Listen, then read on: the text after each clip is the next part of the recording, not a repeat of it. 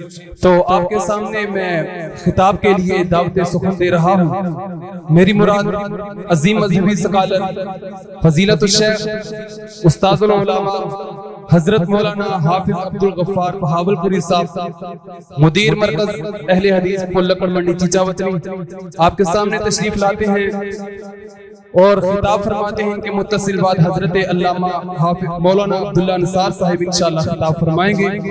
احباب تشریف رکھیں، حضرت کے خطاب کے بعد انشاءاللہ احباب کے لیے کھانے کا انتظام ہے، آپ احباب کھانا بھی کھا کر کے جائیے گا۔ تو خطاب کے لیے میں دعوت سخن دیتا ہوں حضرت مولانا حافظ عبدالغفار بہاولپوری۔ ان الحمد للہ والصلاة والسلام علی رسول اللہ، اشہد ان لا الہ الا اللہ وحدہ لا شریک لہ وان محمدا عبدہ ورسولہ، اما بعد فقد قال اللہ تبارک وتعالی اعوذ باللہ السمیع العلیم من الشیطان الرجیم من حمدہ ونفخہ ونفثہ، قل هل يستوي الذين يعلمون والذين لا يعلمون، اللهم صل وسلم على عبدك ونبيك محمد وبارك وسلم عليه۔ قابل صدر احترام علماء کرام، عزیز بھائیو، محترم دوستو، بہت خوبصورت مجلس بپا ہے۔ اللہ جلال والاکرام منتظمین کو، سامعین اور معاملین کو، سب کو اجر جزیل عطا فرمائے۔ ہمارے اس عمل کو اللہ جلال والاکرام دنیا اور آخرت میں ہماری کامیابی کا باعث بنائے۔ علماء اکرام موجود ہیں، میں میزبان ہوں، آپ کے علاقے ہی سے تعلق ہے، بہت اختصار کے ساتھ صرف ایک بات عرض کروں گا انشاءاللہ۔ بنو امیہ میں بہت بڑے بڑے اور نامور خلفاء حکمران گزرے ہیں۔ ہشام بن عبد الملک خاندان اموی کا بہت ذی وقار، محتشم، شاندار خلافت رکھنے والا بادشاہ، بیت اللہ کے حج کے لیے آیا تو جب ساری دنیا کے اطراف و اکناف سے مسلمان اللہ ذو الجلال والاکرام کے گھر کی زیارت کے لیے جمع ہوتے ہیں، وہاں ایک اعلان ہوا کہ یہاں عطا بن ابی رباح کے علاوہ کوئی اور فتویٰ نہیں دے گا۔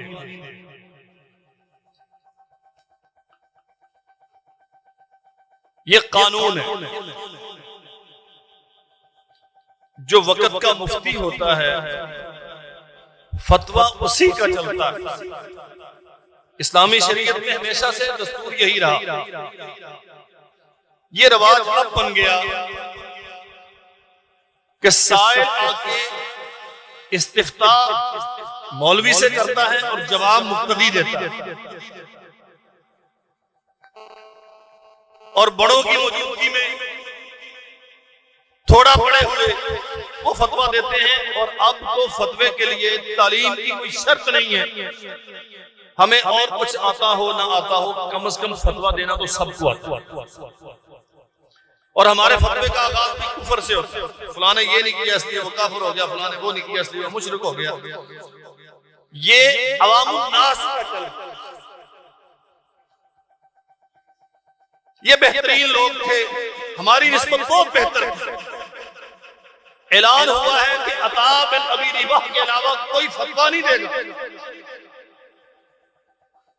اور سیدنا عطا بن ابی رباح رحمت اللہ علیہ براہ راست اصحاب مصطفیٰ صلی اللہ علیہ وسلم کے شاگرد ہیں، کبار تابعین میں سے ہیں۔ اس کا معنی یہ ہے کہ اتباع تابعین کی بڑی تعداد اور علماء کا ایک جمع غفیر یہاں موجود ہے، لیکن ہر کسی کو فتوے کی اتھارٹی نہیں ہے۔ وقت کے بادشاہ کو کچھ مسائل پوچھنے، کسی سے سوال کیا مفتی صاحب کہاں ہیں؟ بتایا گیا کہ وہ رکن یمانی کے ساتھ نماز پڑھ رہے ہیں۔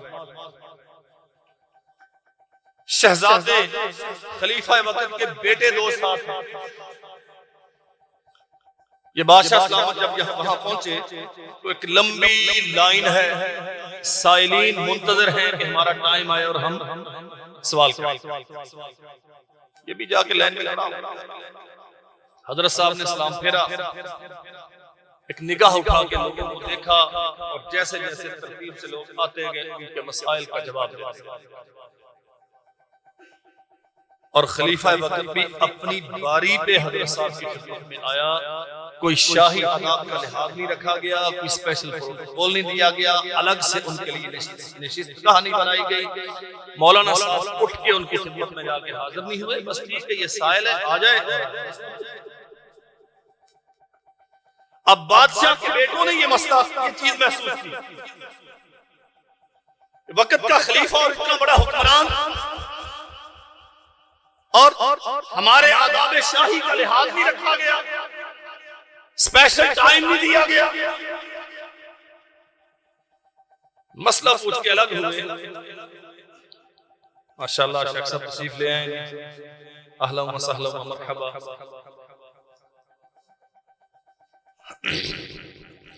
جی بس توجہ میری طرف۔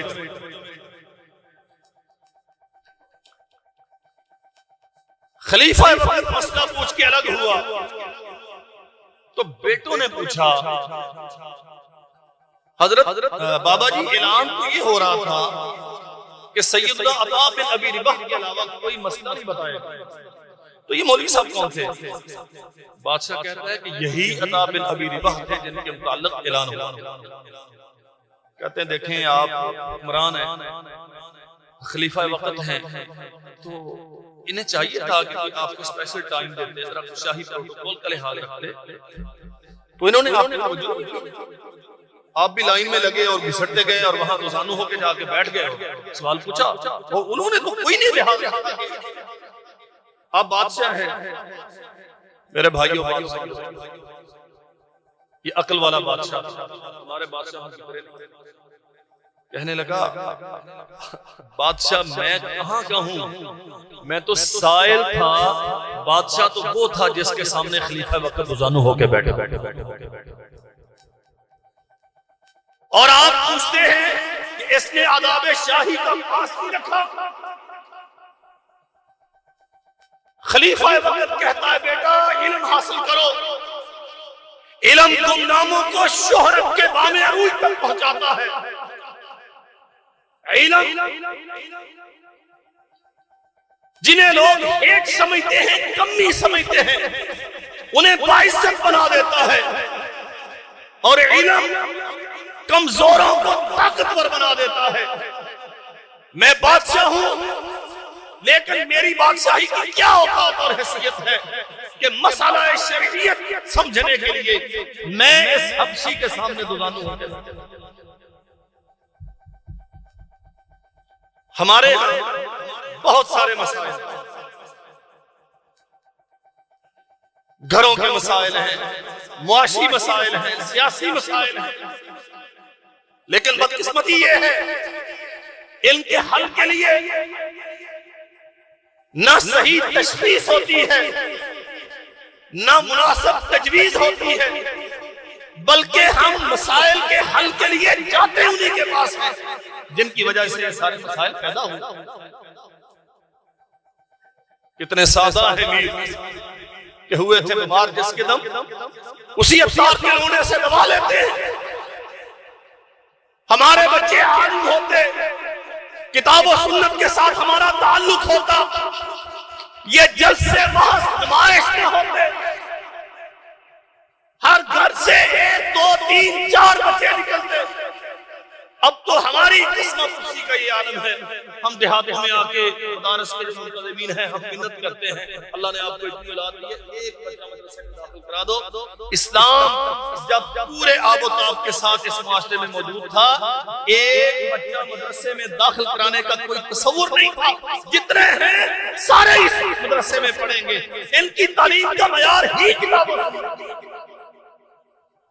ہمیں تو نہیں معلوم. نماز طریقہ اس کا معیار کیا ہونا چاہیے, اس میں عاجزی انکساری کا الحاق کا معیار کیا ہونا چاہیے. ہمیں شریعت کی ابجد سے بھی واقفیت نہیں ہے. اور اب ہماری بے بسی کا یہ عالم ہے کہ ہم ایک دیہات سے 2-4 بچوں کا سوال کرتے ہیں. اتنا بڑا گاؤں ہے مدرسے میں داخل کرا دو. یا بھائیو یہ فرض کفایہ ہے جو علماء ادا کر رہے ہیں. ہم سے لوگ سوال کرتے ہیں حضرت صاحب مولوی بھی مداحنت کرتا ہے صحیح مسئلہ ٹھوک بجا کے کیوں نہیں کرنی. یہ بات سمجھ لیں چودھریوں کا گاؤں ہے. ٹھوک بجا کے مسئلہ وہ مولوی کرے گا جس کا باپ چودھری ہے. ہمارے ہاں معاشی طور پہ پسے ہوئے طبقے بالکل سوسائٹی میں جن کی کوئی اوقات اور حیثیت نہیں الا من رحم اللہ, وہ بیچارے اپنے بچے مدرسے میں بھیجتے ہیں. اور قسم رب ذوالجلال والاکرام کی اللہ ذوالجلال والاکرام کا ان پہ احسان ہے کہ اللہ ان کے بچوں کا انتخاب کرتا ہے اور دنیا میں یہ دین کے چراغ جل رہے ہیں. حق کیا تھا سالم بن عبداللہ سیدنا عمر بن خطاب رضی اللہ عنہ کے پوتے حجاج بن یوسف کے پاس کسی کام سے گئے. اس کا ظلم و ستم تاریخ اسلام میں ضرب المثل. میں اختصار سے عرض کرتا ہوں اور آخری بات کچھ قیدی لائے گئے.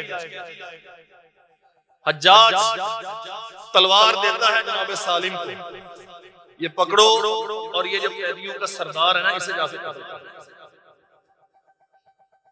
دنیا دیکھ رہی ہے کہ عبداللہ کا بیٹا عمر کا پوتا کیا وقت کے بادشاہ کی خوشنودی کے لیے ایک بے گناہ کو قتل کرے گا. تلوار اٹھائی اور اس کے پاس چلے گئے اور قیدی متعجب ہے. انسان سوچتا ہے نا یار ٹھیک ہے ساری دنیا کر دی پر انہوں تو توقع نہیں سی. لیکن آپ سوال کرتے ہیں مسلمان ہو؟ اس نے کہا جی الحمدللہ مسلمان. نماز فجر پڑھی تو قیدی ناراض ہو گیا. اس نے کہا آپ تو کام کرنے کے لیے آئے ہوں کریں, تلوار ماریں اور گردن اڑائیں. یہ کیا سوال ہے کہ نماز فجر پڑھی؟ حضرت پھر پوچھتے ہیں نماز فجر پڑھی ہے. کہتا جب میں نے یہ کہہ دیا کہ میں مسلمان ہوں تو یہ سوال تو بنتا ہی نہیں کہ فجر پڑھی ہے کہ نہیں. مسلمان ہوتا ہی ہوا جو فجر پڑھی. جو زمانے کی بات ہے اب تو خیر ڈیفینیشن تبدیل ہوگی. بات سمجھ نہیں آئی. قیدی کہتا ہے ہتھکڑیاں لگی ہوئی ہیں بیڑیاں پہنی ہوئی ہیں. کہتا ہے مسلمان ہوتا ہی وہ ہے جو فجر پڑھتا ہے. اگر فجر نہ پڑھی ہوتی تو نہیں. یہ کیوں کہتا کہ میں مسلمان ہوں؟ سالم میں نے سوال یہ کیا کہ آپ نے فجر پڑھی؟ اس نے کہا جی الحمدللہ پڑھی ہے. واپس گئے اور جا کے تلوار حجاج کے قدموں میں پٹک دی. یہ پڑھی ہے تیری تلوار میں ایسا قتل نہیں کرتا. اس نے کہا کیوں قتل نہیں کرتے؟ کہتے ہیں رسول اللہ صلی اللہ علیہ وسلم نے فرمایا من صلی الفجر فہو فی ذمۃ اللہ, جو فجر پڑھتا ہے وہ اللہ کے ذمے ہے. اور سالم اس بندے پر جو کلمہ گو بھی ہے فجر پڑھ کے آیا ہے, کوئی شرعی حد اس پہ عدالت نے قاضی قائم نہیں کی, اسے مار کے اللہ کا ذمہ نہیں کرے. علماء کا معیار یہ ہوتا ہے جب علماء کھاتے پیتے اچھے گھرانوں سے زمیندار سے چودھری سے تعلق رکھنے والے مدرسے میں آئے. جب آخری درجے کا معاشی طور پہ پسا ہوا بچہ مدرسے میں آئے گا پھر اللہ کا احسان ہے کہ اللہ اسے کام لیتا ہے.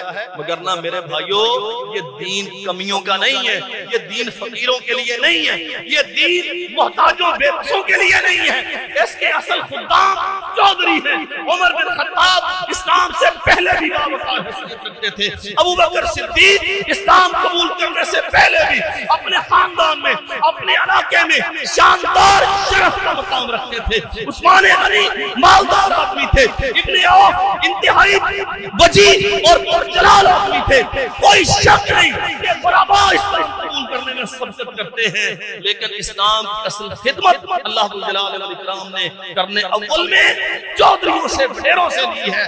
آج اگر کوئی سوال کرتا ہے نا کہ مولوی ٹھوک بجا کے کرتے، سمجھ لو یہ بات اچھی طرح. وہ جو بیچارہ 9,000 دیتے ہیں نا، وہ ڈرتا ہے کہ کوئی مسئلہ ایسا جو حضرت صاحب کے چودھری صاحب کے مزاج نازک پہ گراں گزرا تو دوسرے دن میری چھٹی ہو جائے گی. دین چھپ گیا ان مسئلوں میں، حقائق بہت دور چلے گئے اور ہم نے رسموں کو، اپنے خاندان کے رواجات کو، اپنی اپنی آراء کو، اپنی اپنی ترجیحات کو وہ زبانیں مولوی کے وہ الفاظ مولوی کی زبانوں میں دے دیے. وہاں سے غلط فتوے آئے اور عجیب و غریب قسم کا دین.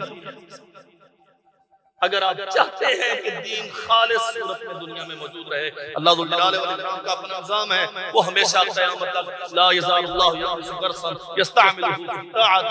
اللہ ایسے بندے کھڑے کرتا رہے گا جو اس کے دین کی خدمت کریں گے، یہ چہرہ روشن رہے گا. لیکن میرے بھائیو، یہ تو اللہ کا قانون ہے نا، ہماری بھی تو ذمہ داری ہے کہ ہم اس دین کے لیے.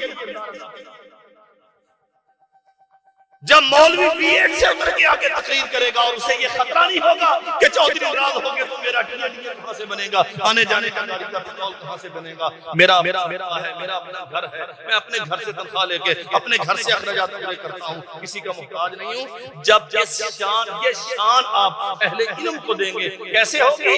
اہل علم کھاتے پیتے گھرانوں سے آئیں گے، وڈیروں کے، پڑھے لکھے لوگوں کے. پڑھا لکھا مانا، ہاں آپ کے بچے ایٹیسن میں جائیں گے، وہاں سے پڑھ کے پھر ایڈنبرا میں جائیں گے، وہاں سے کیمبرج کو، آکسفورڈ کو ٹاپ کریں گے اور یہاں آگے پھر ریاست مدینہ بنائیں گے. بنانی مدینہ کی ریاست ہے اور ماڈل چائنا.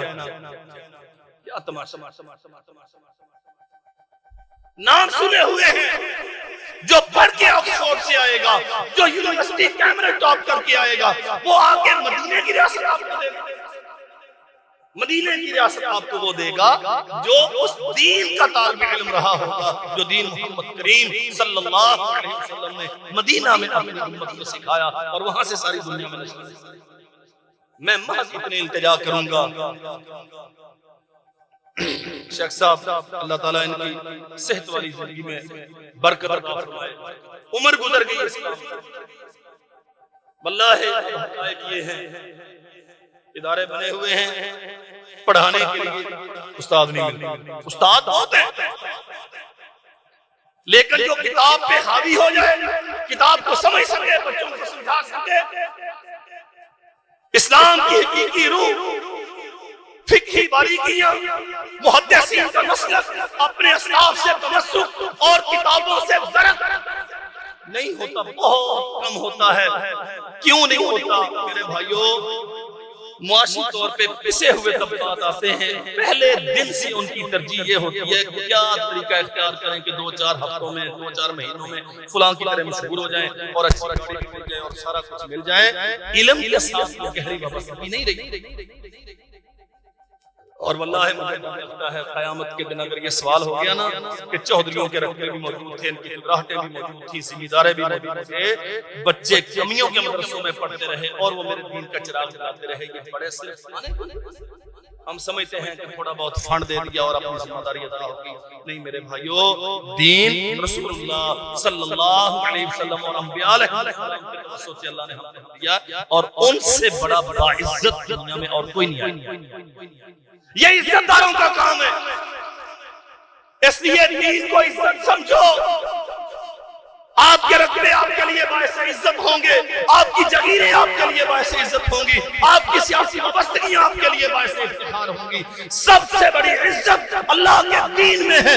دین کو اپنے لیے عزت سمجھو، اس پہ راضی رہنا سیکھو، اسے زندگی کا اوڑھنا بچھونا بناؤ اور اپنے آپ کو دین کی خدمت کے لیے پیش کرو. دانے آپ دیے مدرسے چلتے رہے، لیکن اب بچے دو جو بڑے ہو کے کتابیں حل کرنے والے بنے اور محمد رسول اللہ صلی اللہ علیہ وسلم کا دین دنیا تک پہنچانے والے اللہ ہے رجال ہے مدارس میں جو معیار ہے ہمارا تعلیم کا جس قدر گرا ہوا ہے، اللہ کی قسم ڈر لگتا ہے۔ میں مایوس نہیں ہوں، اللہ مسبب الاسباب ہے، وہ نظام چلاتا ہے، اسی کے اختیار میں ہے، لیکن اس وقت مجموعی طور پہ جو سلوک ہے نا کھاتے پیتے لوگوں کا دین کے ساتھ، ڈر لگتا ہے کہ شاید 15-20 سال کے بعد کوئی اچھے گھر کا بچہ ہمیں مدرسے میں پڑھانے والا نہیں ملے۔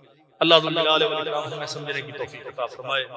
یہ مدارس صرف کمیوں کمینوں کے لیے نہ رہے، یہ بڑے لوگوں بچے بھی وہاں جائیں اور وہاں پڑھیں، اور یہ تب ہوگا جب ہر چودھری، ہر کھاتا پیتا، ہر بٹیرا دین کو اپنے لیے عزت سمجھے گا۔ جب خود دین کو عزت سمجھیں گے تو یہ عزت مزید بڑھانے کے لیے اپنے بچوں کو دین سیکھنے کے لیے پیش کریں گے۔ اللہ توفیق عطا فرمائے۔ السلام علیکم۔